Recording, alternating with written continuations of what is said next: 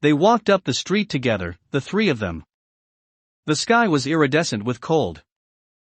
Out to their right, a shelf of white steam from the industrial park, and the last of the academic buildings giving way to retail space, and a few scraggly houses where the undergrads lived. To the left, the Botanical Gardens, Bascom's High Hill. Lionel hung back a little behind Sophie and Charles. They were talking about the rehearsal again. Sophie seemed kinder about it now. She listened to Charles with narrowed eyes. "It could be good for me," Charles said. "Like really good?" "Sure," Sophie said. Their shoes scraped over the dry sidewalk. No trace of snow or ice here. The branches hanging over the sidewalk moved in the breeze from the cars. "I'm not being a bitch. I really mean it." "Whatever, Sophie. Tell me about the piece." "I really don't feel like hearing you make fun of it," he said quietly. "It's embarrassing." "If you're embarrassed, it's not because I made fun of it, not that I did." "I mean, I said nothing about it, Charlie." Charles grunted.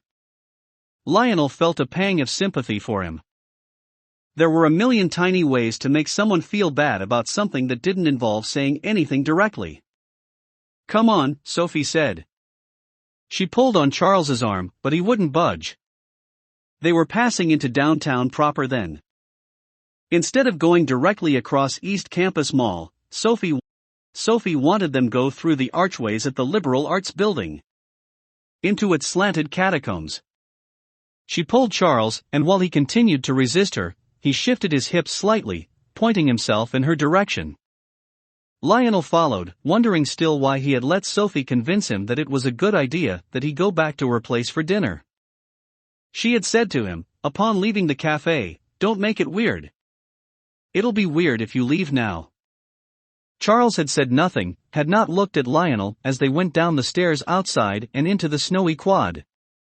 Evening was rapidly closing in on them, and because Lionel didn't want to make it weird, didn't have anywhere else to be, he had walked with them without saying he'd follow them all the way.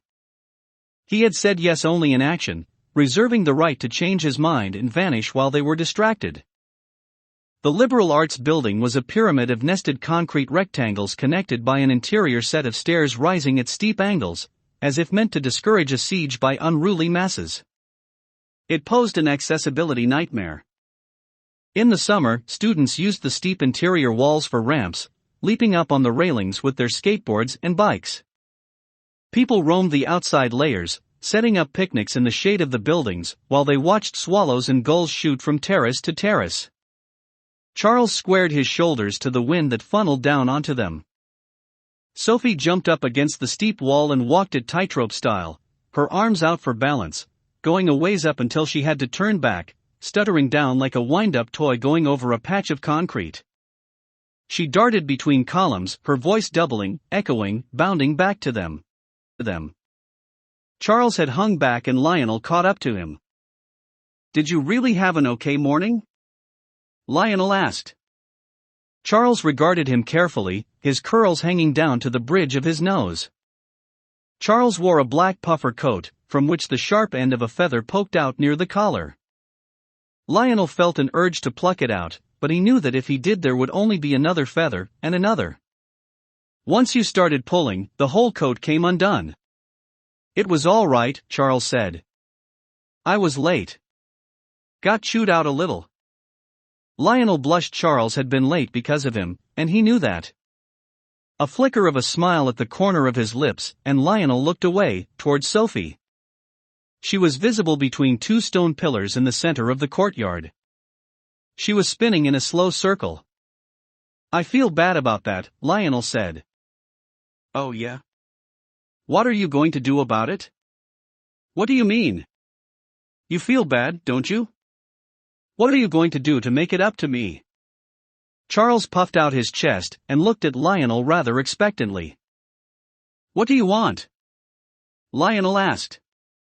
"You tell me."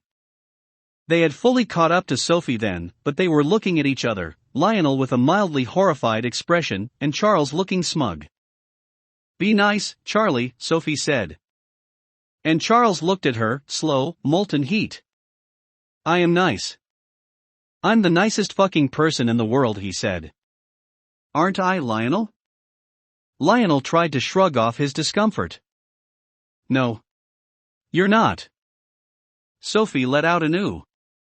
Her mouth made a perfect, bright circle. He got you. Charles reached through the cold air and grabbed him up by the scruff his neck. Lionel shivered at the coarseness of his fingers, their strength. And then Charles leaned down and bit his cheek hard. A flash of moisture, the heat of his teeth grinding against Lionel's skin. The scrape of his stubble, a flick of his tongue. Lionel yelped. That'll teach you, Charles said. Lionel pressed his palm to his cheek. Charles's saliva was drying quickly. The heat of the bite pulsed, each beat a warning that if Charles had wanted to, he could have torn him apart. Sophie pulled at Lionel's arm, trying to get a look at the red bruise blooming on his cheek. Charlie, Jesus, what are you doing? Sophie brushed Lionel's hand away and leaned close. Her breath, its cigarette smoke, was close on him. He breathed deeply. That's going to leave a mark. It's okay, Lionel said. It's fine. Stupid shit, Sophie said, smiling. Stupid shit, Lionel repeated. Sophie took up Lionel's hand and leaned against him. Charles drifted away from them, rolling his eyes. Occasionally, Lionel caught him giving them glances, a look of concern and mild annoyance on his face. There were moments when, coming closer, he felt Charles's knuckles graze his, and Lionel instinctively clenched his hand into a fist. Sophie's apartment was small, mismatched furniture, a tiny television in the living room, and some small white shelves that she had packed with records, DVDs, and books. The floors were covered with ugly beige carpeting speckled with stains. A radiator along the wall put out a great head of steamy air. Charles stretched out on the couch, and Lionel knelt near one of the shelves. Sophie said she was hungry and put on some water for pasta. There was nothing of special interest on the shelf: paperbacks, some old French workbooks, a large print edition of a John Grisham book, and 3 novels by Virginia Woolf. Are these yours? Lionel asked. No, they belong to my roommate, Sophie said from the kitchen archway. Lionel looked back at Charles. Not me, Charles said. She has a roommate. Miriam. You not much of a reader? Lionel asked him. Yes. What? Charles sat up at this and sighed like it wasn't the first time his reading habits had been litigated. He crossed his legs on the couch and twisted his neck from side to side. I read mystery novels. Mystery novels. Sophie cleared her throat pointedly, and Lionel tried to banish the image of Charles reading Agatha Christie, but the image, once conjured, refused to be dispelled. Not because he thought Charles was dumb or that mystery novels were bad, but because it was such incongruous thought. Charles curled up in the corner of a library, the hulk of him, enraptured by descriptions of the weather and interiors. God, you two are so fucking pretentious. There are good mystery novels. I didn't say anything, Lionel said. I'm not judging you. Oh, sure. No one is judging you, Charlie, Sophie said. She was now stirring a pot of red sauce in the doorway. Her hair was messy from the steam and the snow, her face splotchy. She stirred the pot briskly. MMM.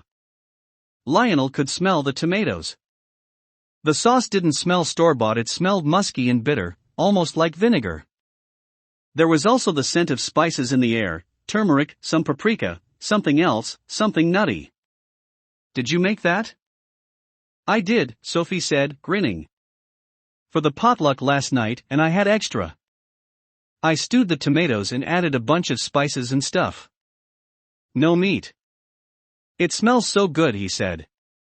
The sauce had a rich texture as she turned it over and over itself, stirring quickly so that a skin didn't form. The pot itself was battered and gray, probably lifted from some thrift shop or Salvation Army. You're welcome to have some. I'd love to, he said. Each of them had a bowl of the pasta and Sophie's tomato sauce. Lionel didn't remember seeing any at the potluck last night, but then there'd been so many options, and he hadn't been especially hungry. He ate slowly, chewing through the whole wheat noodles and sucking the sauce from them discreetly. He enjoyed the heat of the food, the way its flavor settled beneath the pain of his tongue burning. Chewing also made his cheek sting, and he found himself faintly aroused by the discomfort, thinking each time his jaws shifted of how Charles had bitten him. Charles sucked down the food so fast that Lionel doubted he even tasted it. Sophie also ate quickly, but neatly. She had a small piece of fish on the side, but she hadn't offered him any. Lionel put his head down and tried to focus on the act of eating, lifting his fork to his mouth and getting the food inside. Chewing it. Swallowing. Looking pleased and complacent. Content. Do the dishes, Charlie, Sophie said after they were done. She took both her bowl and Lionel's, and she handed them to Charles, who didn't even blink. He took the bowls to the kitchen and turned on the faucet. Sophie stretched and drummed her hands against her stomach. I'm full. That was great, he said. Thanks. Where's your roommate? Oh, who knows? She's probably in a lab somewhere. She studies chemistry. Cool, Lionel said. Chemistry is intense. She's intense, Sophie said. Way intense. Is that bad? No, she's great. I like her a lot, but... Well. I think I get that, Lionel said. He wondered if this was how people saw him. Intense. Way intense. If they said things like I like him a lot, but... Well. The pause hanging off like something heavy with meaning. Was it weird that he was here, that he'd accepted her invitation to come along? He was never really sure when people were being polite or when they were actually being nice. Since his time at the hospital, his life had become a series of outstretched hands, gently guiding, so it was hard, even now, to tell when someone wanted him to come along or when they didn't. Why should she have wanted him there? Surely she and Charles had better things to do with their naked bodies. He saw, in his mind, the flash of Charles's bare skin, the intimidating solidity of his chest, the broadness of his shoulders, that expanse of dense, coarse follicles on his chest and stomach. And Sophie, smooth, faultless, a surface as pristine as milk. What's on your mind, Lionel? She asked. Nothing, he said. Nothing at all. I don't think that's true, she said. She pressed the tip of her toe against his shoulder, pressed it hard against him. He was bigger than she was, but she was stronger. She had better control of her body and, by extension, his body. She stretched her leg, and he shifted back away from her. Don't lie to me. Who's lying? What are you thinking? She was lying flat on her back, her legs supported by Lionel. He wrapped his hand around her ankle, and slid his thumb along the underside of her foot. Her skin was warm, and her feet were hard and calloused, bruised. Their muscles bulged, full of thick ligaments and tendons. Grotesque, but beautiful too. The perfect swirl of a shell, the geometry of a rock formation, the gooey symmetry of the early embryo. He pressed his thumb against her high arch and she sighed. Nothing, he said. I'm not thinking. Good, she said. Don't. She arched slightly on the couch, and then sank down. There was something loose, kind of sandy, sticking to her feet. Powder and dust maybe. It came away on Lionel's hands, but he cupped her toes and then the balls of her feet, gripping more tightly near the ankles. She sighed at his touch and he felt momentarily powerful, as if he had evoked some feeling in her, pleasure or comfort, and then embarrassment. He could see himself in the game she was playing. He dropped her foot, but it stayed perfectly level, taunting him. He tried to brush it away, but he couldn't make it move. I don't like being played with, he said. Who's playing who? She asked without opening her eyes. I'm not playing with anyone. Sophie left the couch and knelt in front of Lionel. They weren't in direct eye contact, but she was looking at him. He found it hard to meet her gaze. He could feel her breath on his cheeks, on his lips. She reached just past his shoulder, and then cupped his head tenderly.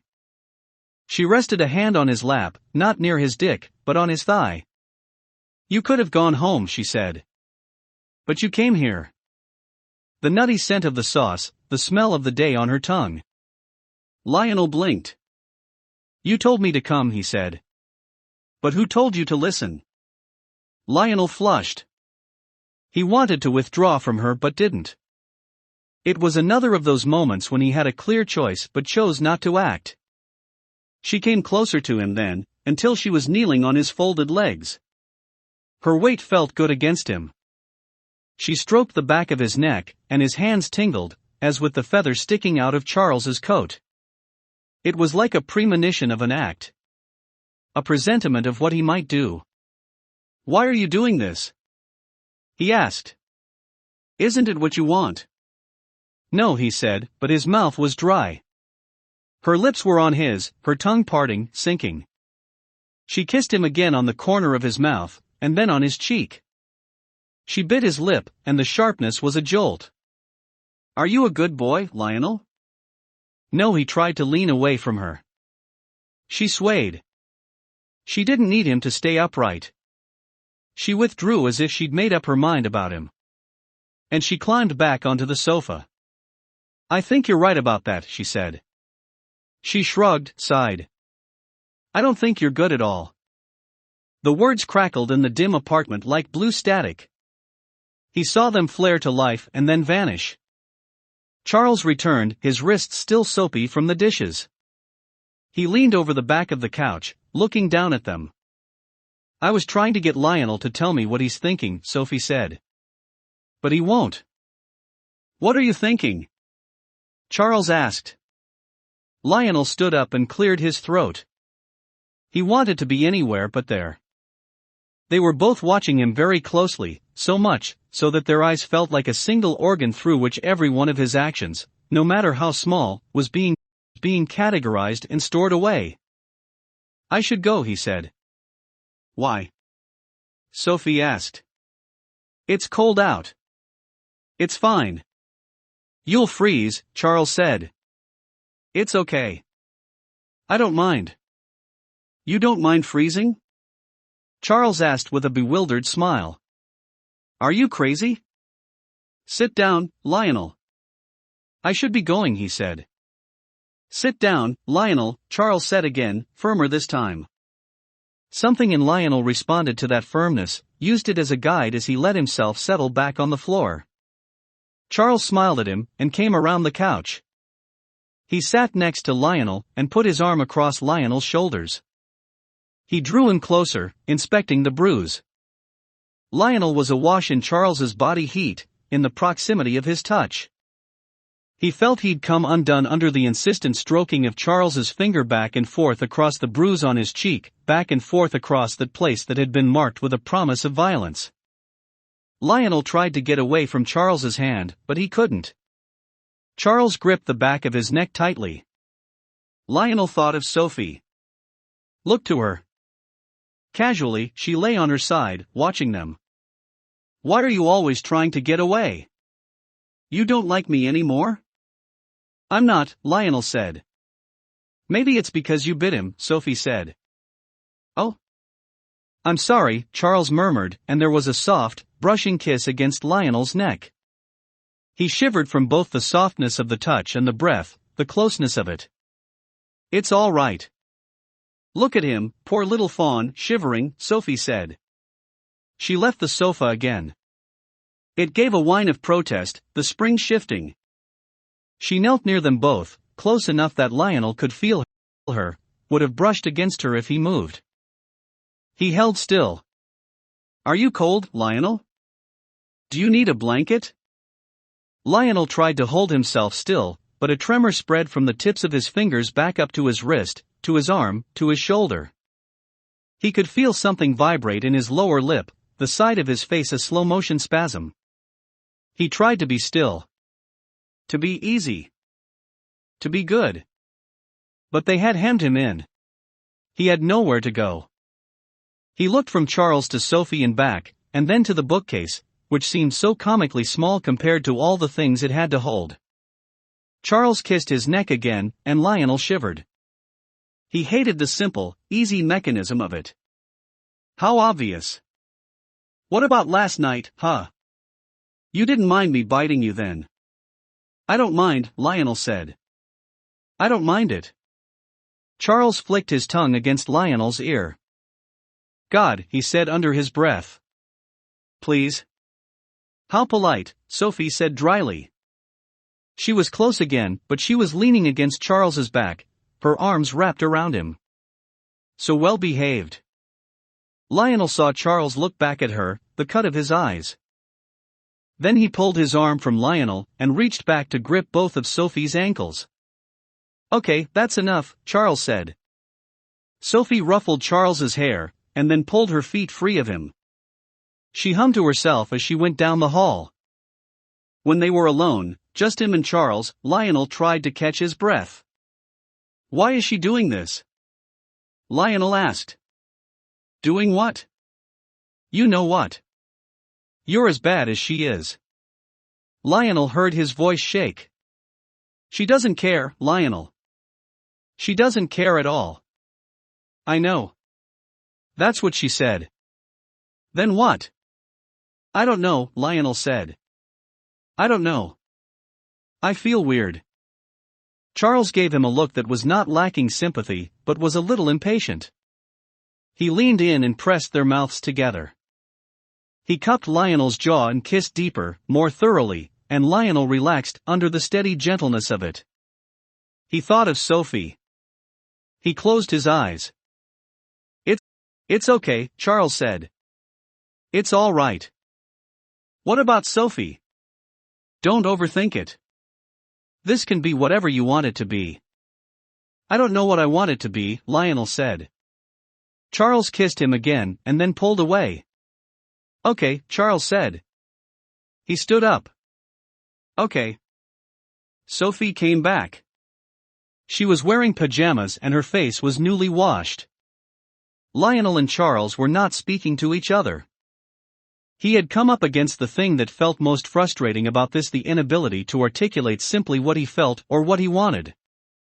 She sat between them, lay down between them, really, her head on Charles's lap and her feet across Lionel's knees. She stretched. She smelled like limes. What got up your asses? She asked. Nothing, Lionel said. That's your favorite word, isn't it? Nothing. I should go, he said. It was not especially late. A few minutes after 8. But he had a longish trip home, and the thought of the cold air on his face and all around him was comforting. Why? She asked, though she was yawning. Charles said nothing. He scrolled on his phone. Charlie? Do you have something to say about this? No, Charles said. If he wants to go, he can go. It's freezing outside, Sophie said. It's okay. He can't walk. Tell him to stay. Use your common sense, Lionel. Sophie turned to him. She smiled. Her eyes were warm, caring. It was a kind-hearted gesture. But then, beneath it, he sensed something else. Not meanness. But something prickly and alive. I can, it's okay. I'll drive him, Charles said. I'll drive him if he wants to go. No, that's not necessary. He's staying, she said. Lionel twisted his scarf in his hands. Charles had looked up and was making direct eye contact with Sophie. They were exchanging some form of information. But Lionel wanted to go. He felt it necessary to leave. Sophie's head turned very slowly to Lionel. What are you afraid of, Lionel? Nothing. I just want to go home, he said. We have been nice to you. I let you fuck Charlie, didn't I? What's there to be so afraid of? Lionel felt a chill race up his spine. Sophie sat up fully then. She put her feet on the floor, but then crossed her legs elegantly. She tilted her head to the side, rested her chin on her hand. Do you think I'll eat you? She snapped her teeth playfully at him. Sophie, leave him alone, Charles said. You can see he's about to piss his pants. Don't make fun of me, Lionel said. Yeah, Charlie, don't make fun of him. She was still smiling when she said it. You know the problem with you and also you, she said, gesturing to each of them in turn, is that you're both selfish. Charles stood up. He reached behind Lionel for his coat. As he was putting it on, Sophie lay back down and closed her eyes. I made you a nice dinner, didn't I? It was great, Lionel said. When are you going to thank me for the rest of it? She asked, and Lionel frowned. Charles was kneeling to put on his boots. He shook his head. I don't know what you mean. For letting you have Charlie. When are you going to thank me for that? She asked, and Lionel flushed. His mouth went dry. And he looked at Charles and then back to Sophie. He felt ill. Charles stood up, awkwardly. He winced. Lionel thought of his knee. That seems, Lionel started to say, I don't know, Sophie. That seems bad. Charles put on his hat and pulled the door open. You don't have to, Lionel said. Jesus Christ. Nobody's going to make you suck their dick. I can drive you, Charles said. He nudged Lionel toward the door, and Sophie called after them. Lionel, your manners, she said. He was right about the air being comforting. There was so much cold black air that he could scarcely imagine a time when it wasn't this way, when winter wasn't this deep. He inhaled. Charles was stomping out ahead of him. I'm sorry, Lionel said. You really don't have to drive me. Charles stopped and turned. He wet his lips, though they dried immediately in the cold. I don't get you, he said. I don't get you. What's to get? Charles stared at him in open amazement, and Lionel felt a little rush of pride. Right, he said. Back to stomping in the cold. He could be so childish. Lionel jogged a little bit to catch up to him. He playfully bumped their shoulders together.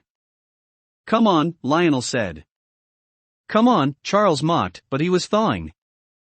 They were tracing the route back to campus, which meant that Lionel could see the mountain of warm air over the trees. It hadn't moved despite having earlier given the impression of moving toward them. Or perhaps this was a second mountain, a second wave of warm air pushed up out of the silos in the distance. Why do you keep looking over there? Charles asked. What's over there? Oh, I like the way the warm air looks, Lionel said. Like a mountain. What mountain? Charles asked. The mountains of Tennessee. Math camp, yes, the sound of rain striking the tin of the outhouses. The perfect, succulent light of late summer in the cabins, riddled with dust motes. Running between the trees. Rain, so much rain. Their papers covered in scrawl, their handwriting silly, messy. The trim beards of the counselors. Their warm hands steering Lionel, age 5, a scraped knee on the gravel path, down to the canoes, where they were forbidden to go. Ben Tovelson, 19, bearish, kind, green, winking eyes, showing Lionel how to write his name in the dust with piss. The damp wet of his mouth on Lionel, down there.